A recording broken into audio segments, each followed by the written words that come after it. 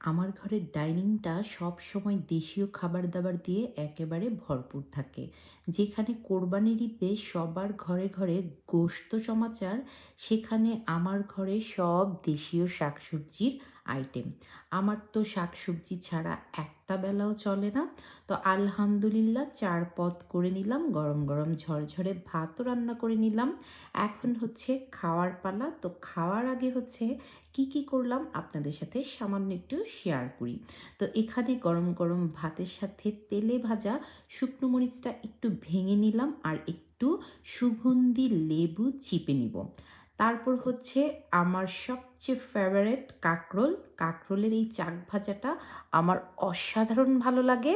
তো এই চাক ভাজাটা দিয়ে বিসমিল্লা করে প্রথমের বাইটটা দিয়ে আমি এই মরিচ মাখা ভাতটা টেস্ট করলাম। আলহামদুলিল্লাহ অসাধারণ টেস্ট। এখন হচ্ছে বাজার থেকে কিনে আনা লাল শাক। যদিও এবার আমার বারান্দার বাগানে অনেক লাল শাক চাষ করেছি আমি, পরবর্তীতে আপনাদের সাথে শেয়ার করব। আলহামদুলিল্লাহ লাল শাকটাও অসাধারণ একটা টেস্ট ছিল। এবার আলু দিয়ে কাঁকরোল ভাজা, একেবারে করলা ভাজির মতো করেছিলাম। তো একটু শুকনো মরিচ দিয়ে আর লেবু চিপে তারপরে আমি এই ভাজিটাও খাচ্ছি ভাত দিয়ে। আর লেবুর খোসাটা অসাধারণ লাগে খেতে। আর এই যে আমার বাগানের মিষ্টি কুমড়ার আগাডুকা আর ওই যে লাল শাকের ডাঁটাগুলো দিয়ে একটা ছোট্ট আলু দিয়ে চিংড়ি দিয়ে বেগুন দিয়ে একটা সবজির মতো করেছি।